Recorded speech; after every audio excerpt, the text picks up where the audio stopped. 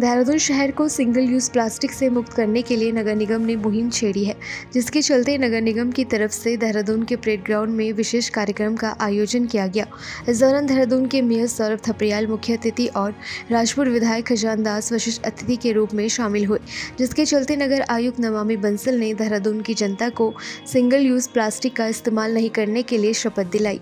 वहीं इस बीच मेयर सौरभ थपड़ियाल ने कहा कि हमने प्रण लेते हुए परेड ग्राउंड को प्लास्टिक मुक्त घोषित कर दिया है। साथ ही उन्होंने कहा कि हम पूरे देहरादून शहर में इस अभियान को शुरू करने से पहले सभी समाज सेवियों के साथ बैठकर रोज के सामान ले जाने के लिए प्लास्टिक की थैलियों के बदले कोई दूसरे विकल्प तलाशेंगे। देखिए, सभी लोग चाहते हैं कि अपना जो दून है और ये प्लास्टिक मुक्त हो। इसके लिए हमने ऐसे यहाँ पे स्वयं सेवी जो संगठन है उनको यहाँ पर बुलाया। हमारे तमाम अधिकारी कर्मचारीगण यहाँ पर रहे और माननीय विधायक जी भी यहाँ पर उपस्थित रहे। हम सब ने यहाँ पे शपथ ली है कि आज हम देहरादून के इस परेड ग्राउंड क्षेत्र को प्लास्टिक मुक्त आज घोषित कर रहे हैं। इसके साथ साथ हमने यहाँ पे प्लास्टिक बैंक का भी निर्माण किया है और साथ ही हम एक बड़े अभियान के तौर पे पूरे नगर निगम क्षेत्र में इस अभियान को छेड़ेंगे। पर उससे पहले हम जो अपनी तैयारियां हैं उस पर ध्यान देना चाहते हैं। उसके लिए हम तमाम स्वयं जो अपने कई समाज सेवी ऐसे हैं उनके साथ बैठना चाहते हैं।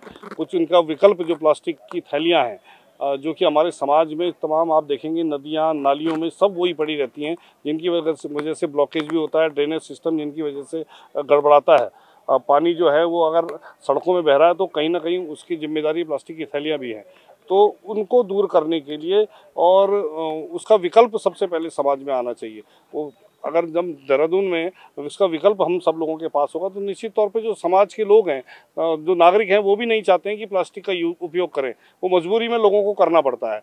तो ऐसा विकल्प हम लोग तैयार करने वाले हैं। फिर एक बड़ा अभियान जो है हम पूरे नगर निगम क्षेत्र में इसके लिए छेड़ेंगे और निश्चित तौर पे उस समय आपको कहीं भी प्लास्टिक की थैलियाँ दिखाई नहीं देंगी। देखिए, समय समय पर इस प्रकार के कार्यक्रम होते आते हैं और इससे पहले भी 7 साल पहले भी एक अभियान चला था जिसमें बहुत ही एक लंबी मानव श्रृंखला तैयार की गई थी। उस समय भी ये शपथ ली गई थी कि प्लास्टिक मुक्त भारत और प्लास्टिक मुक्त दून हम करेंगे।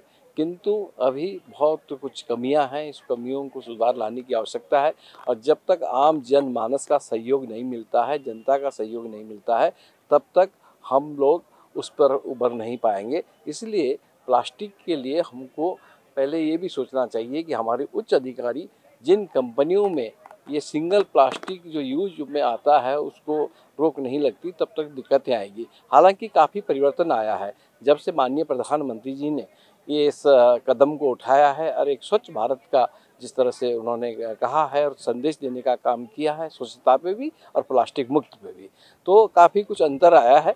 अब तो प्लास्टिक की जगह एक से एक तकनीकी आ गई है, परंतु अभी भी बहुत कुछ बाकी है, बहुत कुछ करना भी है।